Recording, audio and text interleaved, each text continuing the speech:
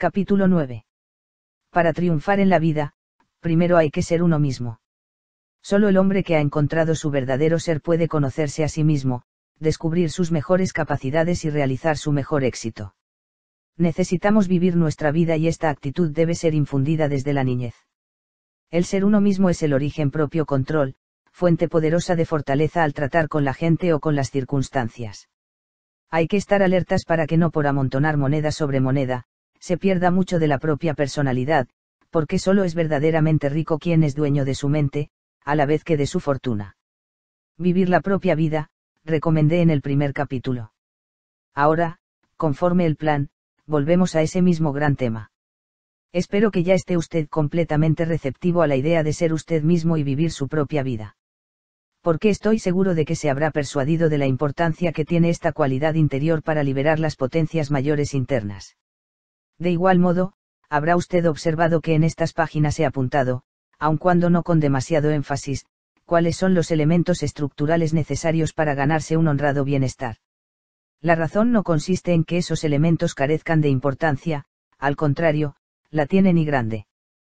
Pero la cosa es que el presente libro está dedicado a ayudar a descubrir y utilizar los impulsos básicos que configuran al hombre verdadero. Cuando haya usted terminado de leer el libro, y con esto no me refiero solo al hecho de pasar los ojos por los renglones, sino leerlo de verdad y asimilarlo, los elementos surgirán con facilidad y le será posible fabricar con ellos el sólido edificio de su fortuna. Cuando los impulsos básicos no están controlados en forma consciente, los componentes de una vida gratificante y plena estarán dispersados y lo probable es que se pase la vida buscando alguno que le hace falta y que no encuentra. Volvamos pues, ahora, al arte de saber vivir la propia vida y ser uno mismo, y más adelante veremos la forma o formas en que esta capacidad maestra da fortaleza y sostén. Ejercite el arte de ser usted mismo. Cualquiera de estos días entrará usted en un establecimiento de ropa. Si el vendedor le dice, esto es lo que todos llevan en esta temporada, no ceda ante el argumento. Seleccione los colores, telas y estilos que le convienen a usted. Dígale al vendedor que prefiere algo que no todos usen. Y salga de la tienda sin comprar, o compre lo que vaya de acuerdo con sus gustos personales. O quizá visite algún restaurante. Los camareros suelen recibir consigna del propietario, o del cocinero, de que, fomenten, algún platillo, ya porque signifique una ganancia más alta, o porque haya demasiado del mismo. Si el camarero que le atiende trata de forzarle a que pida determinado alimento, sonría, sacuda la cabeza y ordene lo que a usted le guste del menú. Cabe que usted admire mucho a determinada persona por una determinada capacidad o talento de que está dotado. Al desear tener esa misma capacidad, tal vez usted decida imitar o más bien ser esa persona. Pero habrá perdido tiempo y esfuerzo antes de que llegue a descubrir que la personalidad es algo sutil y que nadie puede ser otro sin dañar su propia personalidad e invalidar los impulsos que le pueden hacer grande por propio derecho. En mi juventud decidí escribir como lo hacía Arthur Brisbane. Este era un escritor sumamente versátil y capaz, y contaba con una gran popularidad, por lo que pensé que el copiar su estilo sería un acierto. Pero un amigo me detuvo en seco al advertirme que, si me dedicaba a imitar a Brisbane, nunca tendría yo un estilo propio.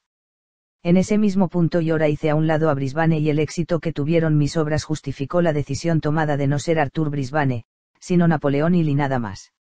Los niños son inclinados a imitar a sus mayores, lo cual es comprensible.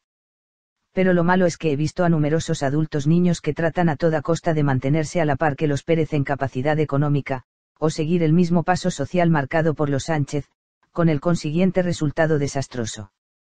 Hasta que esté usted dispuesto a ser su propio yo, en su propio nivel, no podrá decir que se conoce a usted mismo, ni lo que su mente puede llevar a cabo. No permita que nadie le haga desistir de ser usted mismo.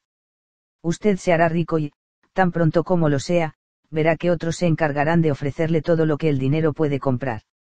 Magnífico. Pero antes cabría advertir que este es el punto en que más de uno ha naufragado. En pleno camino al éxito cede ante esa gran oportunidad, de detenerse en la realización de su fortuna y paz del espíritu, atándose al negocio de otro. Sé de un individuo que tiene una magnífica oficina privada, equipada a todo lujo, en una enorme empresa que fabrica artículos esenciales para las investigaciones espaciales. No trabaja mucho, percibe un salario de 6 cifras y gratificaciones. Puede decirse que está en condiciones de satisfacer cualquier deseo que se le ocurra y que pueda comprarse con dinero. Pero no puede comprarse a sí mismo de nuevo, pues se dejó engatusar miserablemente. Es por ello que ahora se sienta ante su escritorio de $500, lamentándose una y mil veces de haber permitido que la gran empresa absorbiera a la pequeña y próspera que una vez fue suya, yéndose así de las manos toda la aventura y satisfacción personal que al frente de ella había conocido. En los días en que $25.000 podían comprar lo que ahora solo se puede adquirir con 75.000, debiendo aclarar que yo no ganaba ni la mitad de dichos $25.000 al año, pero me gustaba mucho lo que hacía, trabajaba duro y alegremente en mi revista Golden Rule Magazine. Quizá por haber sido consejero de Woodrow Wilson, se me acercó Ivy Lee, el experto en relaciones públicas que ya cité en otra ocasión. Quería que me uniera a su personal, como escritor, fantasma, para uno de sus clientes, la firma Rockefeller. Por un instante me sentí tentado de aceptar. La oferta que me hacía era, $25.000 anuales, firmando un contrato por 5 años, y terminar con mi revista. Pero dejé pasar ese instante y volví a ser yo mismo. Mi contestación fue, no acepto, señor Lee. Si el salario propuesto hubiese sido de $1 millón al año, mi respuesta habría sido la misma. Más tarde, y por propia voluntad, rescindí mi participación en la revista. ¿Acaso deseé entonces haber aceptado la propuesta a Lee? De ninguna manera. Mi nombre y mi carrera seguían siendo míos. Retuve, y todavía retengo, el derecho a viajar bajo mi propio nombre en cualquier dirección que desee, asumiendo plena responsabilidad por mis errores y recibiendo pleno crédito por mis propios aciertos. En esa ocasión algunos amigos me manifestaron que había cometido un grave error al rechazar tan atractiva oferta y hasta me urgieron a que me entrevistara con Lee, para ver si todavía me hacía la proposición. Si es cierto que cometí una equivocación, pensé, solo tengo que recordar que toda desgracia lleva en su seno la semilla de un beneficio mayor. Y ahora que puedo mirar hacia atrás y contemplar todo lo que he realizado al llevar los secretos de la felicidad y el éxito en la vida a tanta gente, me complace confirmar que, por haberme mantenido fiel a mí mismo, he llegado a triunfar. Hoy mismo, y al decir hoy mismo quiero que se tome la expresión en su sentido literal, principie usted a hacer todo que pueda para ser usted mismo. Al entrar en una tienda de ropa, en un restaurante o en cualquier otro establecimiento en el cual le proporcionen algún servicio, claro que a cambio de su dinero, decida firme y tranquilamente que no dejará de ser usted mismo. En sus conversaciones con otros, en sus tratos personales, en fin, en todo lo que haga que se relacione con otros o que afecte a otros, sea usted mismo. Y menciono a otros porque ocurre muy a menudo que en nuestras relaciones con los demás descuidamos el ser nosotros mismos y usted puede serlo y al mismo tiempo respetar los derechos de sus semejantes. En el prólogo de este libro, enumeré ciertos beneficios que se asocian a la paz del espíritu. Señalé en esa ocasión que esa paz es la base sobre la cual erigimos una buena porción de la dinámica vital. A continuación, basándome un tanto en la lista de referencia y agregando mucho, estableceré 43 afirmaciones que tienen que ver con el ser uno mismo. Pocos serán quienes se reconozcan por completo al recorrerlas, pero si se toma un lápiz y se inscribe una señal ante cada afirmación que se crea sinceramente aplicable en el caso personal de cada quien, será de lo más revelador. Afirmaciones para ser uno mismo. 1. El hombre que consistentemente es el mismo, mantiene su aplomo en todos los casos, le favorezcan o no las circunstancias. 2. Tiene pleno control de sus emociones en todo momento. 3. Posee una seguridad propia en cuanto aprende. 4. No se precipita. 5. A medida que avanza en éxitos, controla sus horas de trabajo y las condiciones del mismo. 6. Nunca critica o se queja de nada. 7. Jamás calumnia o condena a nadie. 8. Nunca habla de sí mismo a menos que sea necesario, y eso sin arrogancias ni orgullo. 9. Es de amplio criterio en todos los temas. 10. No teme a nada ni a nadie. 11. Se ocupa en sus asuntos con una tranquila definición de propósito. 12. Antes de expresar una opinión, se asegura de contar con todos los datos necesarios y no tiene miedo de decir, no sé. 13. No tiene prejuicios raciales ni religiosos. 14. Come con moderación y evita cualquier clase de exceso. 15. Sin pretender ser un experto en todo, siempre procura pensar con criterio propio. 16. Es un ciudadano consciente que no se deja influir por ismos perjudiciales a su patria o a la economía de ésta. 17 No da pie para que haya quien se enemiste con él, pero, desde luego, no podrá evitar que haya quien no simpatice con él por el éxito que ha alcanzado. 18 Se encuentra en paz consigo mismo y con el género humano. 19 No podrá llegar a ser un pobre o un miserable porque, venga lo que viniere, en su interior nunca dejará de ser feliz y próspero. 20 Todos los miembros de su familia le aman y se regocijan al escuchar sus pasos que se acercan al llegar a casa. 21. Expresa su gratitud diariamente por los beneficios recibidos y comparte estos con quienes tienen derecho a ello. 22 No busca tomar revancha de las injusticias de que ha sido víctima. 23 Cuando habla de otros, hace todo lo posible por evitar mencionar sus defectos, sin importar hasta qué punto estos hayan sido en perjuicio de él. 24 Contempla el futuro estudiando el pasado y acepta que la historia se repite y que las verdades eternas no cambian con los tiempos. 25 Mantiene una actitud mental positiva. 26 Es lento para acusar y pronto para perdonar. 27 Cuando los demás cometen errores involuntarios, los juzga con tolerancia. 28 No busca beneficiarse con negocios que causen daño a otros. 29 Se mantiene libre de la esclavitud de las deudas. 30 Habiendo adquirido toda la riqueza que puede usar útilmente, no busca ansiosamente más, no obstante, sabe con toda seguridad que si conviene puede ganar más. 31 Convierte las adversidades y fracasos en bienes. 32 Al sobrevenirle un contratiempo, sabe que estos y los fracasos son temporales. 33 Tiene un objetivo de importancia en su vida y busca alcanzarlo. 34 Si algo le ha impedido la consecución de dicho objetivo, procede a analizar lo ocurrido y a beneficiarse de ello. 35 Su vida es la que él quiere que sea, y siempre será la que él esperaba que fuese. 36 A medida que va imaginando su éxito en su mente y logra materializarlo, deja que sean sus obras y no sus palabras las que lo denoten. 37 Es querido por toda clase de gente, de todas razas y credos. 38 Es ejemplo viviente de lo que un hombre puede llegar a ser en los Estados Unidos de América cuando asume el control de su mente y está dispuesto a vivir y a dejar vivir. 39 No le inquietan los pánicos y depresiones financieras más de lo que le afecta lo que solo a él le atañe. 40 Encuentra fácil obtener una plena y sincera colaboración de otros. 41 Es justo e imparcial con sus adversarios, pero casi es imposible de vencer porque posee una fuerza desconocida para la mayoría de los hombres. 42 Está fortalecido contra todo desengaño, porque sabe que todo lo que pueda ocurrir es con o sin causa evidente. 43 Actúe lo mejor que pueda en todo tiempo, y nunca sienta la necesidad de pedir disculpa cuando las circunstancias se vuelven en su contra. ¿Cuántos de estos puntos puede usted señalar? Si es usted poseedor de las 3/4 partes de estas cualidades, es seguro que será consciente de que usted es usted mismo, que vive su propia vida, que conoce su mente, que es usted sin temor ni afectaciones.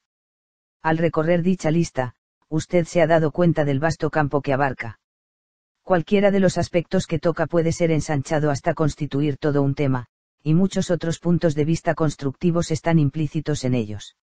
Si usted se toma la molestia de hojear lo leído hasta aquí y echar una ojeada al índice, verá cuántas otras áreas de realización física y concepción mental están relacionadas con esta lista. Y es como debe ser, porque hablamos de un modo de vida universal. Usted puede ayudar a otros sin estorbarles en la realización de su autenticidad. He aducido un número de casos en que me he visto ayudado y otros en que he ayudado a otros. Le ruego observar que la ayuda verdaderamente eficaz no viene de dominar a otra persona, sino de ayudarla a descubrir y utilizar la capacidad para el triunfo que yace dormida esperando que se la despierte. No es posible obligar a los individuos a que triunfen, pero sí se les puede ayudar a que se ayuden a sí mismos.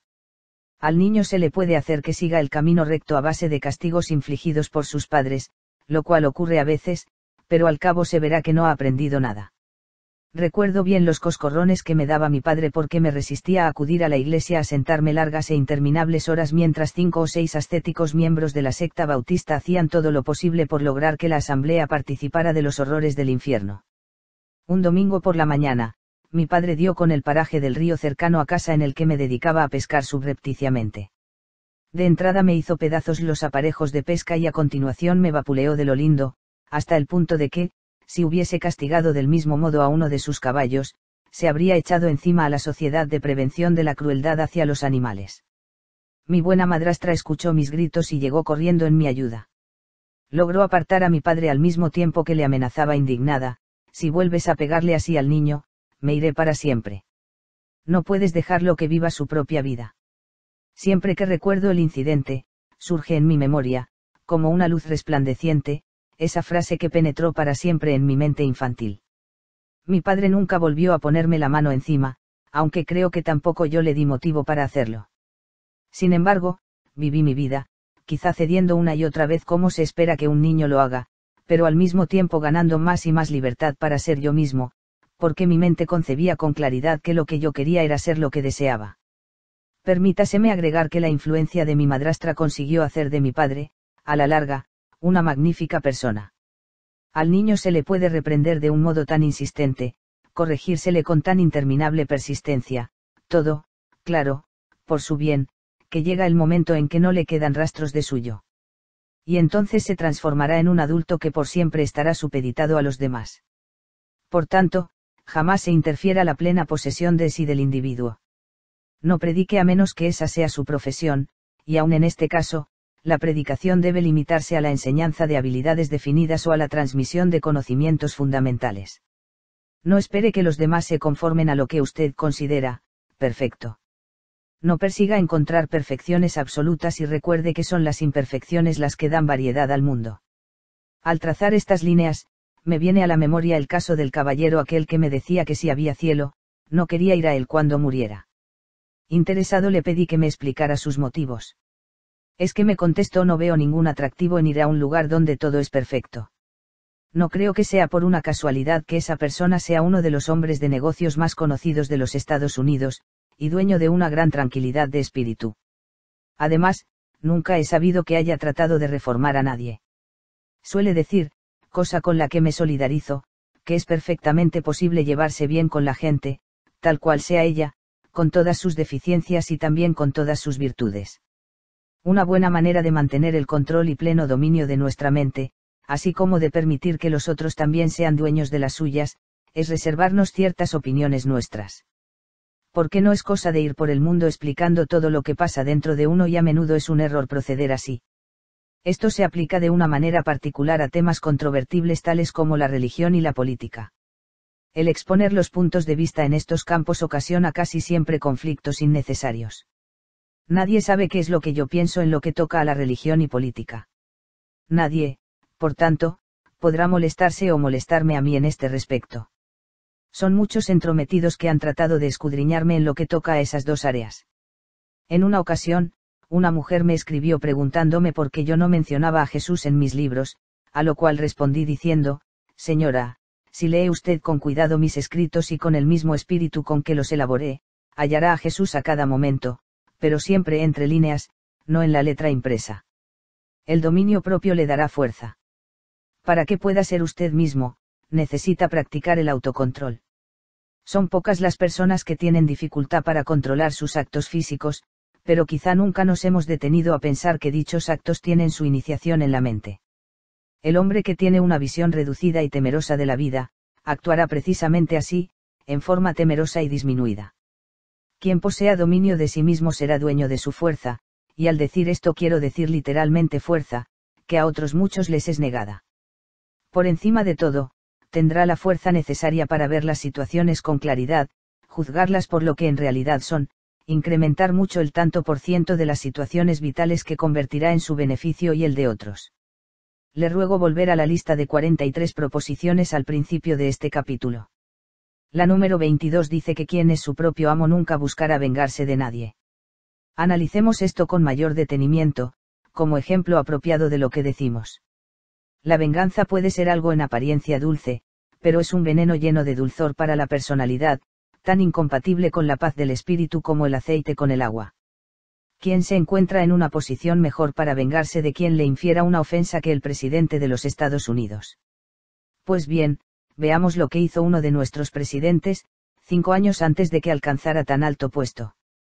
En esa época ejercía la abogacía en Springfield, Ill, y al decir esto de seguro el lector no tendrá dificultad en identificarlo como Abraham Lincoln. Una de las incipientes grandes empresas se hallaba en dificultades legales y Lincoln fue designado por el tribunal para encargarse, junto con otros 2 abogados, del caso. Pero resulta que estos eran célebres profesionales de una gran capital. Debido a ello veían con desprecio al pobre abogado de provincia. Cuando él preparaba con intensa dedicación los documentos propios del caso, ellos ni siquiera los leían.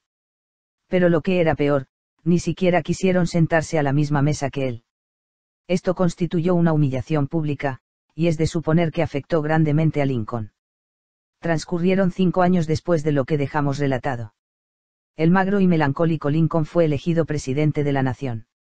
Al designar a los miembros de su gabinete, se encontró con que el candidato más abocado al puesto de secretario de la guerra, en esos momentos de tremenda importancia, era Edward Majestad Stanton, uno de aquellos 2 individuos que tanto desprecio le habían mostrado en Springfield. Sin embargo, nombró a Stanton. Habrá quien, ante este hecho, ponga en duda que Lincoln era un hombre con pleno dominio sobre sí, para beneficio suyo y de todos. Son muchas las personas cuyo descubrimiento el propio dominio provino de alguna experiencia dramática. Y este fue mi caso. Ya he dicho que aprendí a tener paz en el alma por el sendero áspero de los reveses y lo que relataré a continuación es buen ejemplo de ello. Yo tenía una oficina en un viejo edificio. Un día el conserje tuvo un altercado conmigo. A raíz de ello, quiso mostrarme por todos los medios su resentimiento y desprecio. En muchas ocasiones, cuando me quedaba a trabajar hasta tarde, apagaba las luces del edificio dejándome en la oscuridad. En ese tiempo yo todavía era capaz de hervir de rabia contenida, cosa que me ocurrió con creciente fuerza día a día. Un domingo acudí al despacho para preparar un discurso que habría de pronunciar a la noche siguiente. No bien me hube sentado ante el escritorio, se apagaron las luces. Me puse en pie de un salto y corrí desaforado al sótano. Allí encontré al conserje atizando la caldera y silbando alegremente. Toda mi cólera contenida hizo explosión en forma de adjetivos más quemantes que la caldera. Cuando me hube desahogado a mis anchas y ya no encontré palabras más duras que decirle, él se enderezó sonriendo y me dijo con tranquilidad: vamos, parece que hoy está usted algo disgustado, ¿verdad? Fue así como él mantuvo su ecuanimidad, mientras que yo, estudiante de psicología avanzada, expositor de la filosofía de la regla de oro, estudioso de las obras de Shakespeare, Emerson, Sócrates y la Biblia, había perdido los estribos ante ese sujeto de escasa altura, pero que acababa de demostrar su superioridad. Entonces regresé pensativo a mi oficina y después de madura reflexión concluí que debía pedirle que me perdonara. Pero no, me decía vacilante, no lo haría. Sin embargo, pasado un rato me levanté de mi silla persuadido de que debía hacer las paces con el conserje y así recuperar mi paz interna. Al llegar al sótano, me encontré con que mi hombre se había marchado a su pequeño departamento. Ahí llamé con suavidad a su puerta. Él mismo acudió a abrirla y con voz serena y bondadosa me preguntó qué deseaba. Entonces le manifesté mis deseos de rogarle que me perdonara por la ofensa que le había inferido al insultarlo tan de mala manera. Una ancha y sincera sonrisa se dibujó en su rostro. Nadie más se dio cuenta de eso fuera de las 4 paredes que nos rodeaban, me contestó. Por mi parte nadie lo sabrá y estoy seguro de que usted tampoco se lo dirá a nadie. Olvidemos, pues, lo ocurrido. Y nos estrechamos las manos. No volvió a haber más fricciones entre él y yo. Por otra parte, algo se afianzó en mi mente. En ese instante decidí nunca jamás volver a perder el dominio de mí mismo, nunca volver a perder de vista el yo que existía como una concepción mental y que no debía vacilar en adelante. Una vez tomada esa resolución, mi pluma cobró una nueva fuerza. Mis exposiciones orales fueron recibidas con redoblada atención. Empecé a hacer amigos con facilidad y estuve en capacidad de demostrar a otros cómo hallarse a sí mismos y ser ellos mismos, así como utilizar el propio conocimiento para hacerse ricos. Pero, fue perfecta mi mudanza. Cabe decir que no. Desde hacía algún tiempo, había sido objeto de acres críticas por parte de un determinado periodista.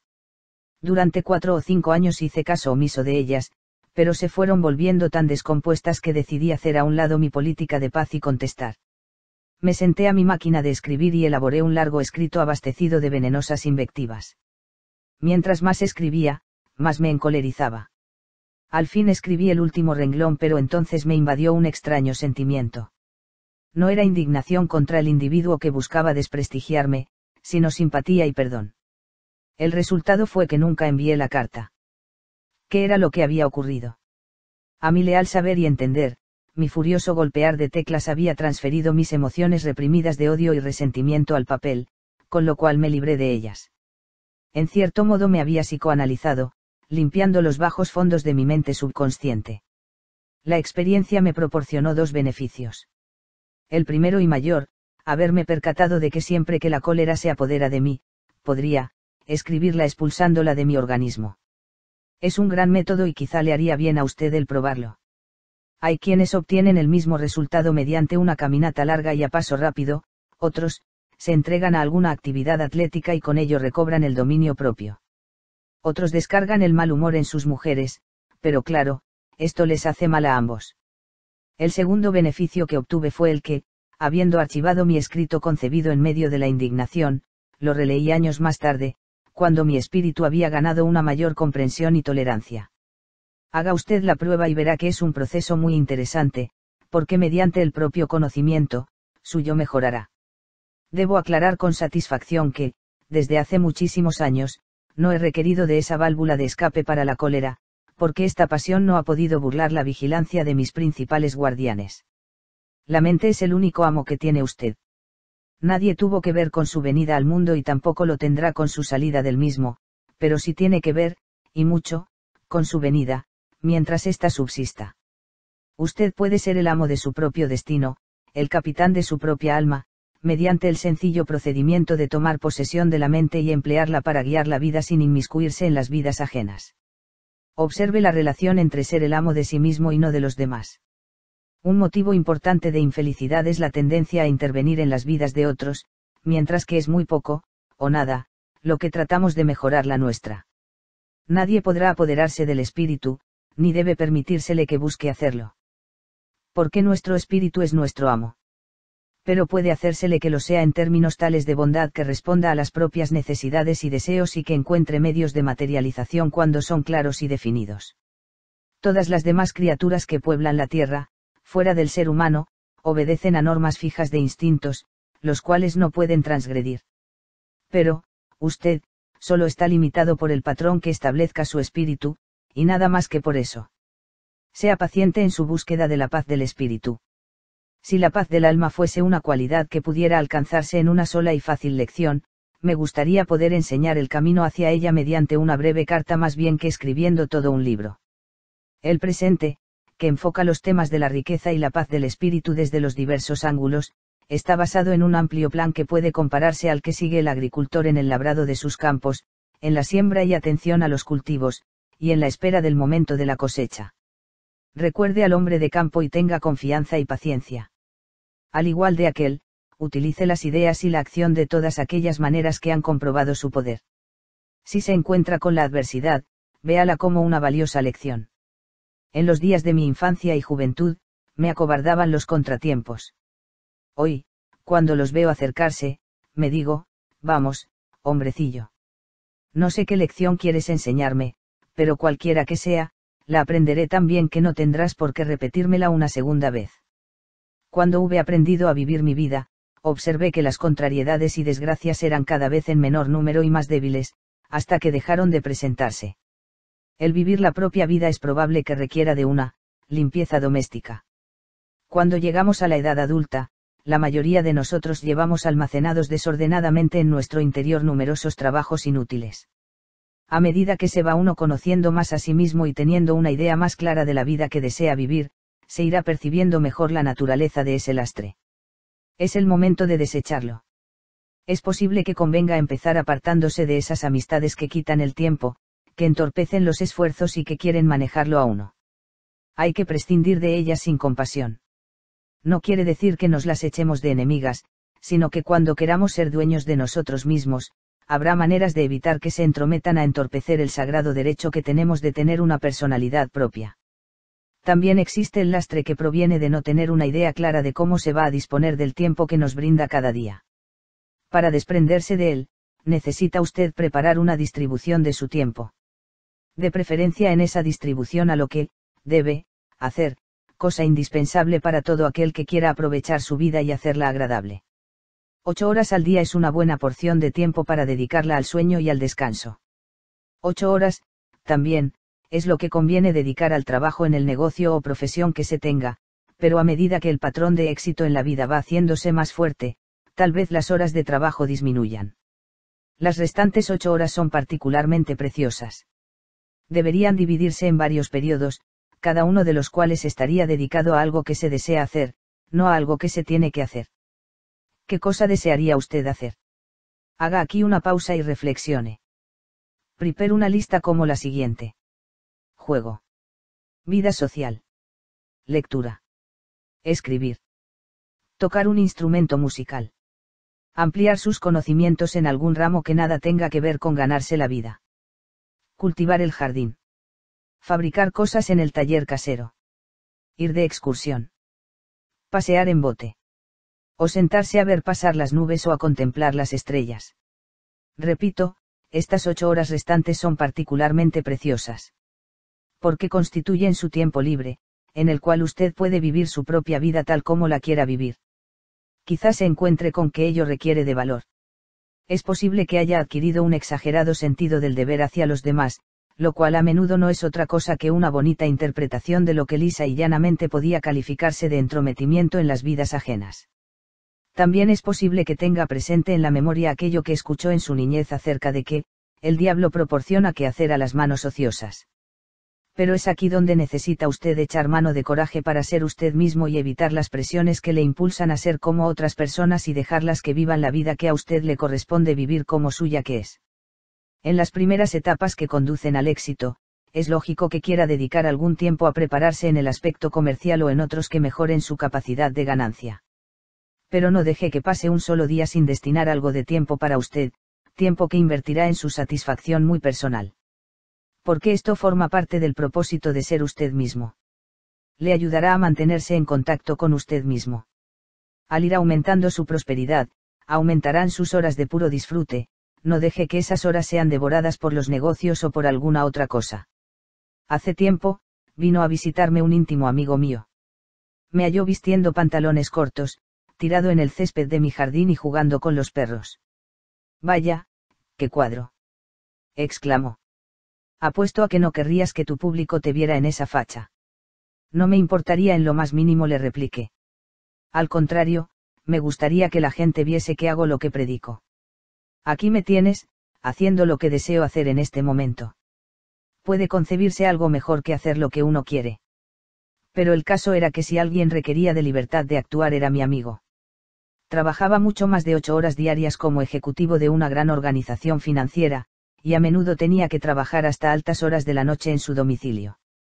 Poseedor de millones de dólares, carecía de paz y su salud había empezado a resentirlo. Al día siguiente me llamó por teléfono para decirme: ¿A qué no adivinas lo que estuve haciendo la última hora? No me lo puedo imaginar, pero me gustaría saberlo. Soltando una risotada agregó: Estuve jugando con mi perro, y te diré que es algo maravilloso, y tras una breve pausa finalizó: Créeme, de aquí en adelante jugaré y viviré. Hace muchos años anoté las ideas clave de este capítulo. Woodrow Wilson las leyó y me dijo: me han inspirado pensamientos extraordinarios. En otra ocasión el presidente Wilson, del mismo modo en que había recibido a mi amigo, vistiendo pantaloncillos y retozando con mis perros, me lo agradeció. Y tan ocupado personaje, aun cuando solo por unos minutos, tuvo tiempo de disfrutar de la bendición de tener tiempo para descansar con plenitud y ser el mismo. Cuando se visualice usted como su propio amo y lleve esa imagen a la práctica, habrá echado mano del secreto supremo. Revisión del capítulo 9. Impulsos básicos que hacen al hombre. Los pernos y tuercas, para ganar dinero tienen importancia, pero los impulsos básicos son los que hacen que con ellos se construya el edificio de la buena fortuna. En un establecimiento de ropa, en un restaurante, a donde quiera que se vaya, ejercítese el arte de ser uno mismo. Cuídese de no imitar a nadie en ningún momento porque, al hacerlo, se suprimen capacidades que son únicamente propias de uno y que pueden estructurar la prosperidad personal. No permita que nadie le soborne para que deje de ser usted mismo. Como usted está llamado a hacer dinero, es probable que reciba ofertas que lleguen a atarle a los negocios de otro en vez de a los suyos propios. Esto podría dar un buen resultado, pero para algunas personas significaría perder la tranquilidad del ánimo y el sentimiento de individualidad. Revise la lista de las 43 proposiciones que le ayudarán a verse tal como es y cómo podría ser, Una persona verdaderamente dueña de su mente e invencible debido al dominio de usted mismo. Todo ser humano necesita vivir su propia vida. Usted puede ayudar a otros, pero no entrometiéndose en su vida, sino ayudándoles a describir y utilizar sus cualidades. Es importante el proporcionarle al niño cuanta libertad sea posible. No predique, a no ser que sea un predicador profesional, ni tampoco sea excesivo en el enseñar. Acepte los defectos de sus semejantes así como sus virtudes, porque aún los primeros tienen su utilidad al hacer el mundo más variado. El propio control le proporcionará fuerza. Al guardarse sus opiniones, fortalece el sentido de autodominio y también evita innecesarias fricciones con otros. El autodominio le ayudará a controlar muchas situaciones vitales que de otro modo podrían no haber obrado a su favor. Contribuirá a que actúe para su bien y el de otros, a pesar de la cólera y otras emociones. Su mente es su único amo. Todo aquello que acometa, primero será concebido en su mente, pero ésta es un amo bondadoso y hallará medios para que usted obtenga lo que sincera y consistentemente desea. Otras criaturas distintas al hombre, están delimitadas por una norma fija de instintos, pero al ser humano solo le limita el ideal que forje en su mente. Sea paciente en su búsqueda de la paz del alma. Sobre todo, aprenda la gran lección de que todos los días deberá disfrutar de una buena porción de tiempo destinado a su propia satisfacción.